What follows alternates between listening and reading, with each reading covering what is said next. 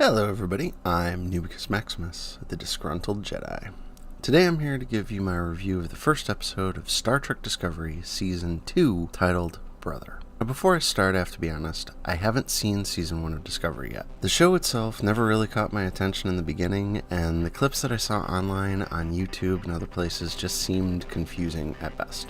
But in recent days, we've seen a flood of articles coming out about how great Discovery Season 2 is, so I figured, what the hell, we'll give it a shot. I also figured it would give my review a specific standpoint as someone coming into Discovery fresh to see if it will have the pull for new viewers who haven't seen Season 1. I do know a bit about the show, and I have made comments that were usually negative, but I went into this with an open mind to see what we can get. So let's see what we have with Season 2, Episode 1 of Star Trek Discovery. For the path you will take will lead to sudden destruction. The show begins with a recap of Season 1, explaining that Burnham mutinied whatever ship she was on, was apparently right about doing the mutiny, but also got her captain lady person killed. I guess. I don't know. She's then rescued, court-martialed, and sentenced to life in prison for mutiny. Seems a bit harsh, but I don't know, what do I know? Then apparently she is rescued by Lorca and given a fortune cookie. Okie dokie. They describe that the Discovery can jump from point A to point B in the galaxy at will, and that's how they will beat the Klingons. But somehow ended up in the Mirror Universe instead. 10 or so years before Kirk discovered it? What? We then discover that the captain lady person that was killed is the Emperor in this universe. Not Empress, as would be the proper term, but I guess the Terran Empire, aside from being brutal and dictatorial, is also gender neutral. Makes perfect sense. They describe that Lorca, the captain that saved Burnham, was actually from the Mirror Universe and show him get killed, with a sound effect that sounded more like a TIE fighter than a scream. We get a rousing scene of the bridge crew threatening to mutiny again to uphold the principles of Starfleet. Hey, maybe this won't be so bad after all. You then get a brief recap that the war is over. You see Burnham kiss a guy you don't see for the rest of the episode, so I have no clue who he was or why he was there. You then see what looked like that same exact guy break the neck of another guy rather brutally, and incorrectly I might add, but showing how to kill people on TV is probably a bad idea. But we then see this other person holding the person whose neck was just broken, and he seems to have glowing eyes. I know it's supposed to be his husband, but if I was picking up the show from right here, I'd have nothing to actually tie it in, but could probably guess well enough, so no real flaw. And the little montage ends with a line about how we will not allow desperation to destroy moral authority, from the person that mutinied in the beginning. We then see a clip of the Discovery meeting up with the Enterprise, complete with score from the original movies, and honestly, it's kind of beautiful. I have to say I liked the scene. It was inspiring to see the Enterprise, hear the music and all that. It actually set a good tone to start. The show then starts with what I thought would be the new opening of the show, with Burnham saying, "Space, the final frontier." That actually made me laugh because it was really quite bad. It sounded off and flat in tone. It was odd at best. But then it goes off on this weird tangent describing that space is above us, around us, and within us. And I gotta tell you, I'm like 6 seconds into this show and I have no clue what the hell they are doing. The intro then goes into a description of an African creation myth? What? Describing throwing dust or ash or something into the sky and making the stars and hiding a message in the Milky Way? Which, I've seen the trailer enough to know that this is the 7 red dots. This all sounds really scientific to me so far, yeah. There's also a line in there that the message is only for those whose hearts are open enough to receive it. And I can't help thinking, this is the writer saying, bear with us, and I nearly said no at this point. We are then treated to a flashback of how Burnham came to be with Sarek and Amanda. And it was here I recognized Sarek from Gotham, and before that from the TV show The Cape, which is actually kind of awesome. I think this guy is a great actor. Then Amanda greets Burnham by saying, "I bless you." And I swear I had to go back and turn on the captions to make sure I heard it right, because it seems so out of place for Star Trek that it was just jarring. We then meet young Spock, who seems to not really like having a new person in his life. emo little brat even closes the door on her. Okay then. We then jump back to the Discovery to find out that the Enterprise is disabled? I mean, that has to be a trick, right? They just showed a clip of it flying in, changing course. You could hear the sound of the engines as it passed, so it's not really disabled, right? I mean, that'd be dumb. I was then introduced to the most idiotic character I've ever seen in Star Trek. The captions, which I left on, listed her as Tilly. She barges into the bridge and basically screams at the top of her lungs the exact second that all sound in the bridge turned off. Now, instead of her just brushing it off and everyone having a brief chuckle, the scene goes on and on of her tripping over her own words. She even says at one point, "Comms turned it down. Hey, go comms!" And I'm left asking, why is she on the bridge? The really pale guy describes how he's seen the specs on the Enterprise and only something truly catastrophic could knock her out. So it's a trick, right? You then hear that Captain Pike would like to beam aboard with a science officer. Everyone assumes it's Spock. And then they play the intro. Wait, didn't we see the intro? Wasn't that the space African creation story thing? I guess not. So, okay, we have the intro, and honestly, it's kind of boring. Shows how they take apart a phaser. I guess that could be handy one day. We're treated to a scene of Saru and Burnham walking and talking, and I can't help but comment. Why are the lights so bright on this show? Are they doing the lens flare thing? Also, why is Burnham so wooden in everything she does? She's just flat, monotone. I mean, is she trying to be Vulcan? She's human, right? I mean, she's human, right? That's the point. Anyway, we get to the transporter room and see a man with an early version of Geordi's visor. Only, unlike the original visor, this one is ridiculous. And it was at this point I realized there are an awful lot of people on this ship with prosthetics. The helmswoman, whatever this is. There was even a person in a wheelchair at one point. What the heck is going on this ship?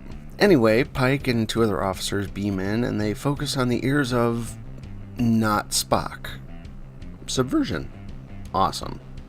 We see Pike give the clunkiest line about jumping into a cold stream and tries to shake Saru's hand, only to completely confuse Saru. How long has he been on this ship of mostly humans, and he's never had a handshake? After that, Pike takes command of the Discovery, and there was another clunky line about how there are only 3 reasons why this might happen. All are very bad, and Saru asks which one warrants his taking command. Pike, of course, says, all of them. Because. This is followed by another clunky hallway scene describing 7 red dots across the galaxy. Every time they try to scan them, the computers go haywire. Burnham then chimes in saying, like a compass at the North Pole. And Pike makes a joke about saving so many syllables by using that. Only to have Burnham discuss similes? And Pike says he owes her a simile? Honestly, it was painful to watch and very confusing. They then get into the elevator with something that looks like a cross between a gerbil and a lizard, with a cold apparently, because it says that it's sick by like or something. I don't know. This reptilian lizard thing sneezes on the science officer, not Spock, who's named Conley, but we'll just probably call him Not Spock. But it's okay, Not Spock has already been set up to be smug, so it's okay to dislike him. But seriously, this thing doesn't know how to cover when it sneezes? In the middle of the elevator scene, we get a lens flare-filled shot of the inside of the Discovery and how the lift works, which was actually kind of cool, except it felt like you were staring into a strobe light. While in the elevator, they discuss how Enterprise was on its way to investigate the red dots. And then, boom! Catastrophic systems failure. So Enterprise is disabled. You know that inspiration I was feeling at the beginning of this episode? Yeah, it's gone now? Just saying. Another awkward scene with Tilly, which again makes me wonder why she's even on the ship, no less allowed on the bridge, and Pike is now in command. Okay, well then. Fast forwarding through about 10 minutes of personal crap about the crew, the only thing that's important is that Burnham and Sarek talk about how Burnham has an issue with Spock that Sarek doesn't know about, and that Sarek is going to leave when the Discovery comes out of warp. Remember that. Sarek is going to leave when Discovery exits warp. Very important. Before they drop out of warp, Pike asks the bridge crew to introduce themselves in rapid succession, just saying their name. They do so in quick succession, and then Pike starts giving orders, calling all of them by their names without skipping a beat. And honestly, at this point, I love the character of Pike. He's the perfect commander. He's doing a great job. I really like this character. They then drop out of warp into the debris field of an asteroid with pieces of it everywhere, including behind them. How did they not die by jumping through that? I don't know. Apparently physics is lacking in this show. Anyways, in the middle of all this chaos, apparently Sarek leaves because we never see him again. Now, keep in mind, they were going to find this red dot, and instead find this asteroid of chaos. And regardless of everything that they find, Sarek still somehow gets into a shuttle and leaves. Apparently, because we just never see him again. The bridge crew then discusses how they are at the exact point of where the red dot should be, just no red dot. There is, however, a crashed ship on the asteroid. Pike starts asking the crew for options to get down to the ship, and they keep shooting them down. Finally, Pike snaps on the crew, saying, "I didn't sit out the war with my crew just to stand down now." I had to pause it and go back and read it on the captions at that point. Why the hell is the Enterprise, a ship already described as being dang near impossible to knock down without anything short of a catastrophe, not in the war? Stupid writing is my guess. Pike then berates the crew for giving up, and immediately Burnham snaps back, saying that she was about to give him the answer he was looking for, and that they never leave people behind. Of course, she takes time to lecture the captain on how good of a crew the Discovery has, instead of giving the answer straight away. These people are on a clock. They have 5 hours until that ship, and anyone that may be on it dies. Holy crap. So I'm stuck rolling my eyes at another subversion in the form of a poor writing trap. I like Pike, but they literally just set him up to look like an asshole and be slapped down by Burnham for no reason, while making the crew of the Discovery look completely incompetent. Great. So, now that we've gotten the obligatory castration of Pike out of the way, Burnham describes how they have these pods that can land on the planet.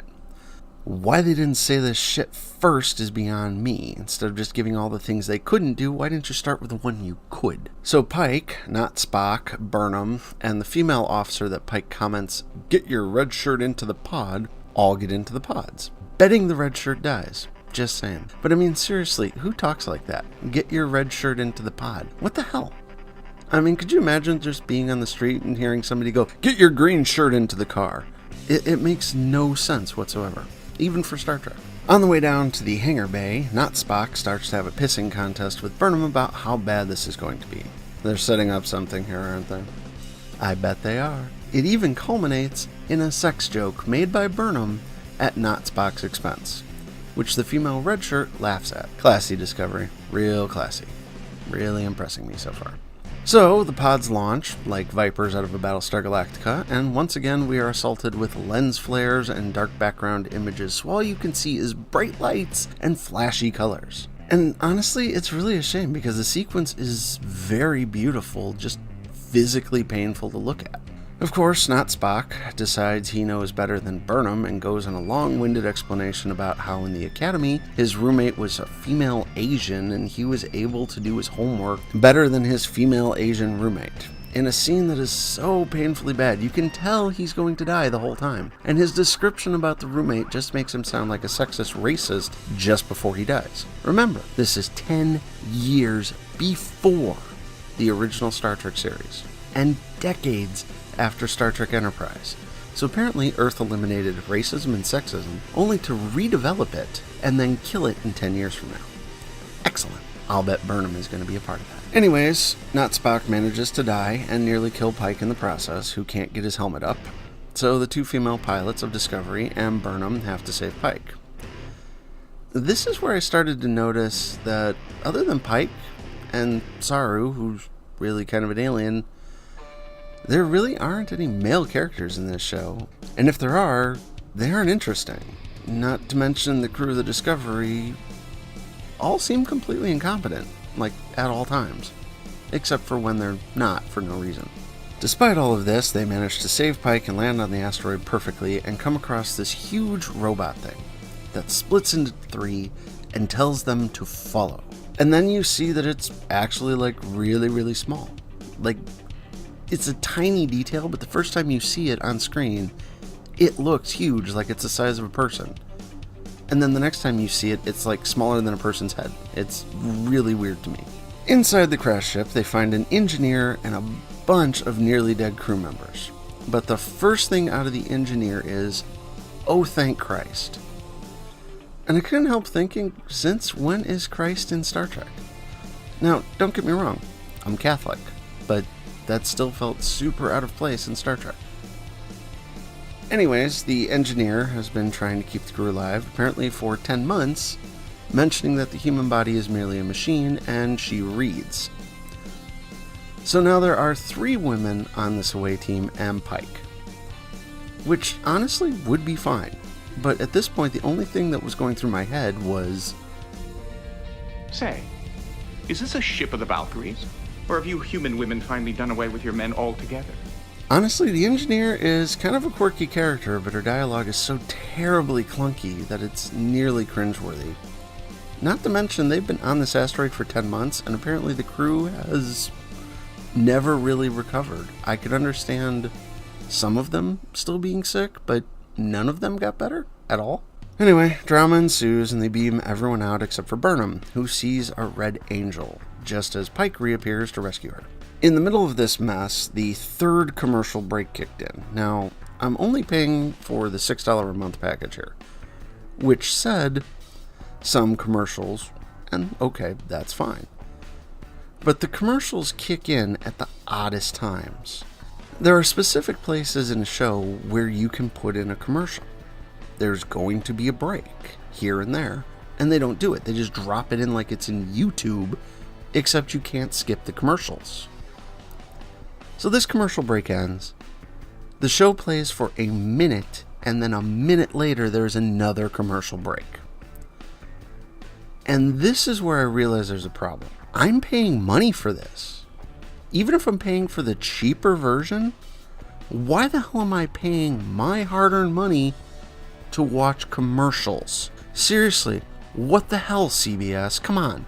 There's even a commercial break near the end, which I watched through only to realize all that was after the commercial was the credits. Wow. You suck, CBS. Anyways, back on Discovery, Burnham tells Tilly's science talk about something in the asteroid, so she decides to catch an asteroid. And there's this scene of 2 people putting down this device in the middle of the hangar bay and yelling, "Clear!" and running away as this enormous thing decompresses from this teeny tiny box into this huge device, and it honestly barely misses one of the people that put it down. And I'm looking at this going, holy crap, how are these people exploring space? It seems like everything in this ship is designed to probably kill them, and they are not good at this shit. So it continues, and they try to pick up a piece of the asteroid, and instead of grabbing a tiny little piece, they grab a piece that is bigger than the docking bay, which slams its way into the docking bay, only to see everyone in the bay a second later just standing around cheering about how they got the asteroid, and Tilly going, "The shuttle bay needs a little TLC, but all is well."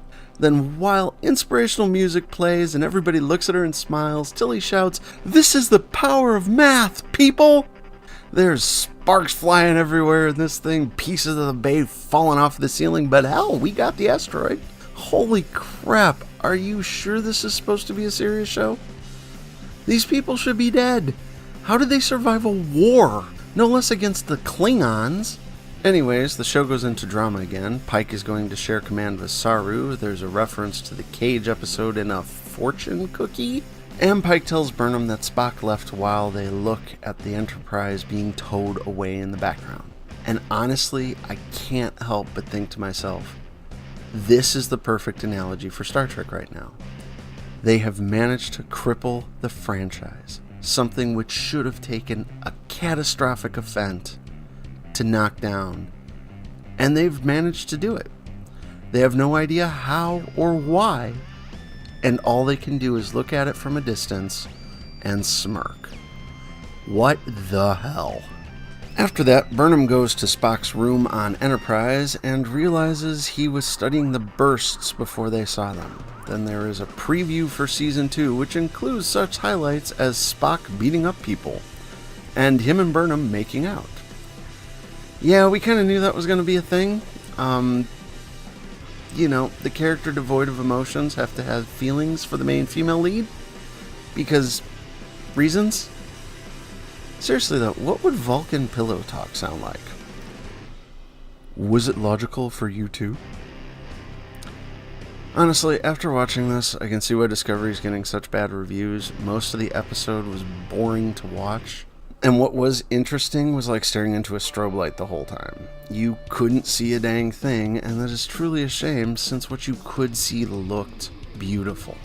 As a show, the only character that seemed even remotely interesting was the one they just brought on this episode, Christopher Pike. And of course they had to have Burnham show him up twice in one episode. The rest of the cast is forgettable at best, incompetent at worst. Picking this show up from the first episode of Season 2 is going to be hard, as there is nothing to really draw you in about the cast other than Pike.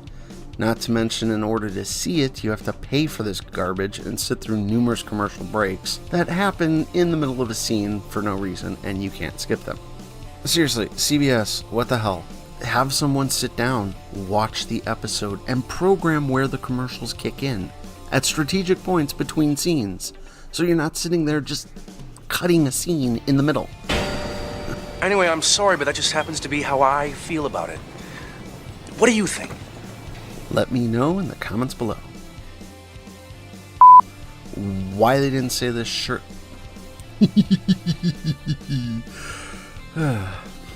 Before they drop out of warp, Pike asks the bridge crew to introduce themselves in rapid shit.